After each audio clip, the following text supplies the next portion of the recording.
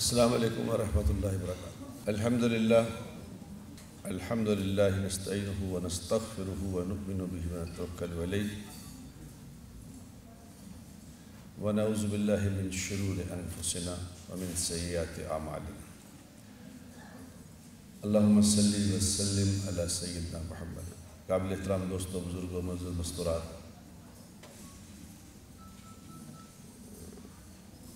اللہ تبارک و تعالیٰ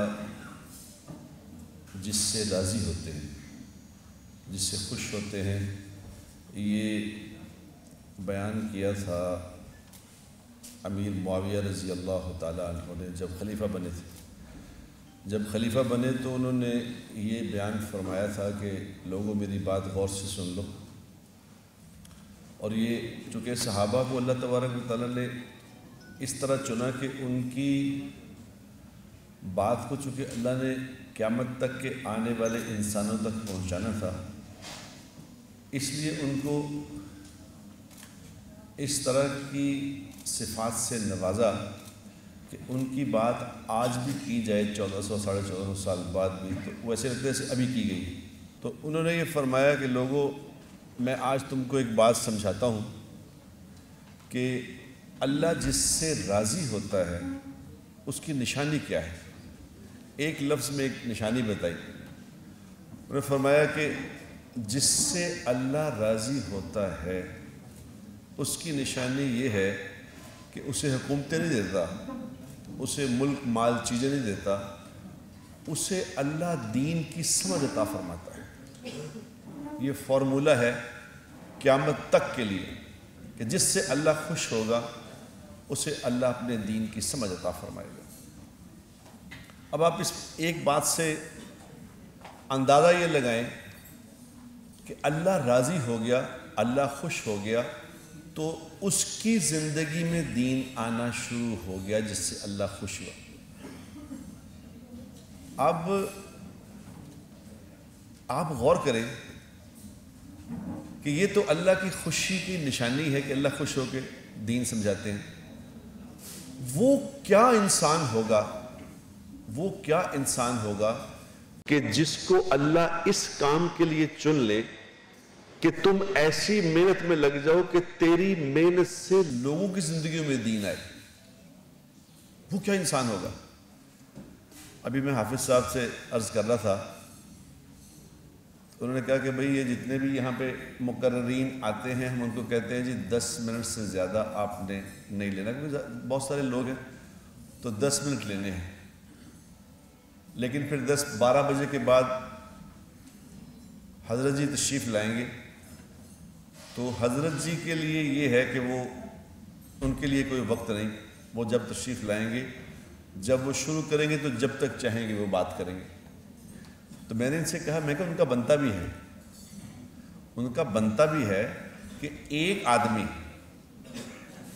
ذوالفقار نقشبندی صاحب دامت برکاتہ، ایک آدمی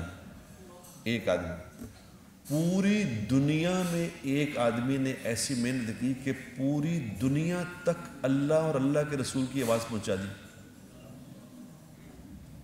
کیا بات ہے، کیا خوش نصیبی ہے۔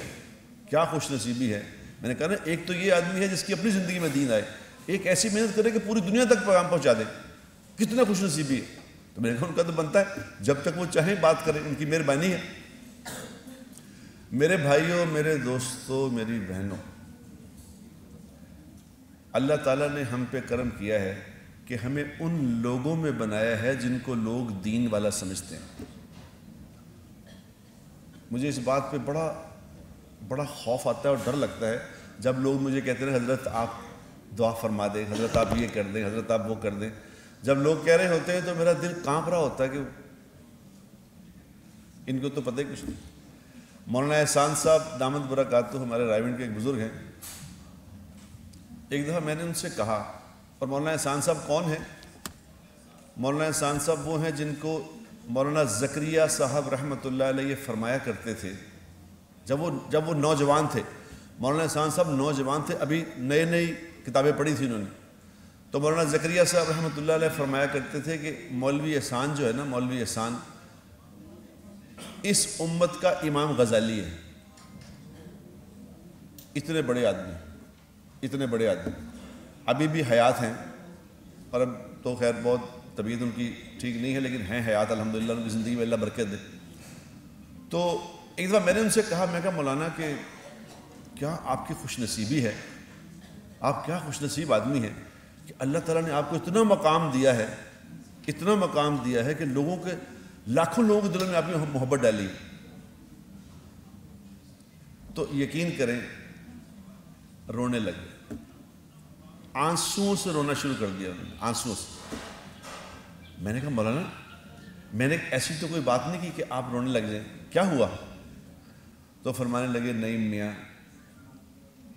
میاں اللہ نے پردہ ڈالا ہوا ہے، اگر اللہ میرے گناہ تیرے سامنے کھول دے تو تو میرے پاس بیٹھنا پسند نہیں کرے گا، یہ اس مالک کا کرم ہے، اس کا فضل ہے۔ ان سے میں نے یہ بات سیکھی کہ کوئی بھی کچھ نہیں ہے، کیا ہیں ہم سب، کیا کسی کی نیکی اور کیا، جبکہ حضور اکرم صلی اللہ علیہ وسلم یہ فرما رہے ہیں، جس کا مفہوم یہ ہے کہ کوئی بھی انسان جنت میں اللہ کے فضل کے بغیر نہیں جائے گا۔ تو کسی نے پوچھا تھا کہ یا رسول اللہ آپ نے فرمایا میں بھی اللہ کے فضل سے جاؤں گا۔ میرے دوستو ایک بات میں نے آپ سے کرنی ہے، صرف چونکہ 10 منٹ کا ٹائم دیا تھا تو 5-6 منٹ تو ہو ہی گئے۔ ایک بات صرف میں نے آپ سے کرنی ہے، کیونکہ آپ سب نیک لوگ ہیں، اللہ نے فضل فرمایا ہوا ہے، اللہ نے قبول کیا ہوا ہے دین کے لیے بھی اور دین کی محنت کے لیے بھی۔ ریاست مدینہ کی بات چلتی ہے، ریاست مدینہ ہمارے یہاں بات چلے گی، ریاست مدینہ بنائیں گے، ریاست مدینہ بنائیں گے۔ ریاست مدینہ کہنے والے تو بہت ہیں لیکن سمجھنے والے بہت تھوڑے ہیں کہ ریاست مدینہ ہوتی کیا ہے۔ یہاں تو ریاست مدینہ یہ سمجھا جاتا ہے نا کہ سیاسی طور پہ کوئی پارٹی جیت جائے گی تو ریاست مدینہ بن جائے گی، ایسا نہیں ہے۔ ریاست مدینہ وہ تھی اور ریاست مدینہ وہ ہوگی قیامت تک جس ریاست میں کوئی کسی کے مخالف نہ ہو۔ ریاست مدینہ وہ تھی جس میں ہر انسان دوسرے کا خیر خواہ تھا، ہر کسی کے دل میں دوسرے کی عظمت تھی اور دوسرے کی خیر خواہی کا جذبہ تھا۔ یہ ریاست مدینہ تھی۔ اس کی ایک مثال میں آپ کو دیتا ہوں، ایک مثال سے سمجھ آئے گی کہ ریاست مدینہ کیا ہوتی ہے۔ ریاست مدینہ یہ تھی کہ ایک صحابی جو اکیلے تھے، جن کے کوئی والدین نہیں تھے، رشتہ دار نہیں تھے، اکیلے تھے، مسلمان ہوئے تو اب انہوں نے کسی کے گھر رشتہ بھیجنا تھا، اب کوئی لے کے جانے والا نہیں تھا۔ ایک دوسرے صحابی، دوست صحابی سے عرض کیا یار میرا تو کوئی ہے نہیں رشتہ لے کے جائے، تو فلاں گھر میں ان کی بیٹی ہے، میرا ارادہ ہے ان سے شادی کرنے کا، تو میرا رشتہ لے کے چلا جا۔ تو انہوں نے کہا ٹھیک ہے میں چلے جاتا ہوں۔ اب یہ رشتہ لے کے ان کے گھر گئے، ان سے جا کے درخواست کی کہ جی وہ ہمارے دوست ہیں، وہ آپ کی صاحبزادی سے نکاح کرنا چاہتے ہیں، اگر آپ اجازت دیں تو نکاح کر دیں۔ تو انہوں نے کیا کہا؟ انہوں نے کہا کہ وہ بات یہ ہے کہ ہمارا ارادہ اس سے نکاح کرنے کا تو نہیں ہے، آپ اگر راضی ہوں تو ہم آپ سے اس کا نکاح کر سکتے ہیں، اپنی بیٹی کا۔ تو انہوں نے کہا ٹھیک ہے مجھ سے نکاح کر دیں۔ اسی وقت نکاح پڑھایا، نکاح ہو گیا۔ اب واپس آئے اور واپس آ کے اس سے کہا کہ دیکھو بات یہ ہے یار بڑی غلطی ہو گئی ہے لیکن مجھے معاف کر دینا۔ کیا ہوا؟ انہوں نے کہا تیرے نکاح کا پیغام لے کے گیا تھا، میں تیرے نکاح کا پیغام لے کے گیا تھا، لیکن انہوں نے آپ سے تو نکاح نہیں کیا، مجھ سے نکاح کر دیا اپنی بیٹی کا، تو میں اس بات پہ تم سے معافی مانگتا ہوں۔ اب آپ خود سوچیں، میں سوچتا ہوں اگر میں ہوں، نکاح کا پیغام اس طرح کسی کو بھیجتا اور وہ خود نکاح کر کے آ جاتا، میں کیا کرتا اس کے ساتھ؟ انہوں نے کیا کہا؟ انہوں نے کہا یار یہ معافی مانگنے کی بات نہیں ہے، میں تجھ سے معافی مانگتا ہوں، میں تجھ سے معافی چاہتا ہوں، اللہ تبارک و تعالیٰ نے اس لڑکی کو تمہارے لیے منتخب فرمایا تھا اور میں خامخواہ وہاں پہ آس لگا کے بیٹھا تھا، اللہ تعالیٰ مبارک کرے۔ یہ معاشرہ تھا جہاں کسی کا ایک دوسرے کے بارے میں برا جذبہ تھا ہی نہیں۔ ہمیں ایسی محنت کرنی ہے میرے دوستو، دین کی ایسی محنت کرنی ہے کہ یہ جذبات واپس لوٹ آئیں کسی طرح۔ مولانا الیاس صاحب رحمۃ اللہ علیہ جو تبلیغ کے بانی ہیں، انہوں نے کسی نے ان سے پوچھا کہ آپ تبلیغ کے کام سے کیا چاہتے ہیں؟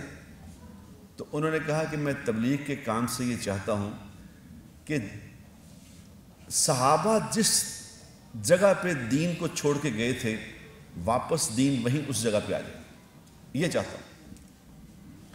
ہم سب کو مل کے ایسی محنت کرنی ہے میرے دوستوں کہ کس طرح دین واپس اس جگہ پہ آ جائے اور لوگوں کے دل ایک دوسرے کی نفرتوں سے پاک ہو جائیں، ایک دوسرے کی محبت دلوں میں آ جائے، ایک دوسرے کی خیر خیر کا جذبہ دلوں میں آ جائے، اور یہ جذبہ ایمان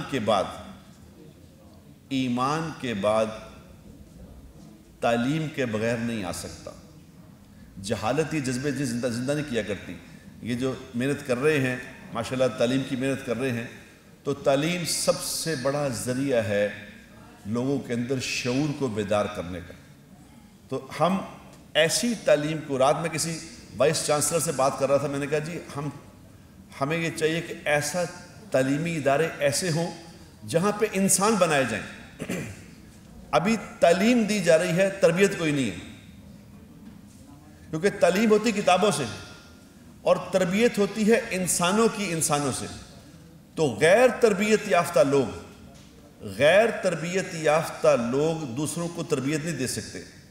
جھوٹ بولنے والا انسان دوسروں کو سچ بولنا نہیں سکھا سکتا۔ برکردار آدمی دوسروں کی کردار بلڈنگ نہیں کر سکتا۔ ہمیں ایسے اساتذہ پیدا کرنے پڑیں گے جن کی اپنی زندگیاں انسانوں والی ہوں، مسلمانوں والی ہوں، تو وہ آگے منتقل کر سکیں گے طلبہ میں۔ تو میرے دوستوں، میرے بھائیوں، اللہ کا شکر ادا کرنا چاہیے، کیونکہ اللہ کہتے ہیں لَإِن شَكَرْتُمْ لَأَزِيدَنَّكُمْ۔ جن نعمتوں کا تم اللہ کا شکر ادا کرتے ہو، اللہ ان نعمتوں کو بڑھا دیتے ہیں۔ ہمیں اس بات پہ اللہ کا شکر ادا کرنا چاہیے کہ اللہ نے ہم پہ فضل فرمایا ہے، ہمیں دیندار لوگوں میں بنایا ہے اور دین کی سمجھ عطا فرمائی ہے۔ اللہ تبارک و تعالی ہمیں جو لوگ کام کر رہے ہیں ان کو بہت جزائے خیر عطا فرمائے اور اس میں دن دگنی اور رات چوگنی ترقی نصیب فرمائے۔ وآخر دعوانا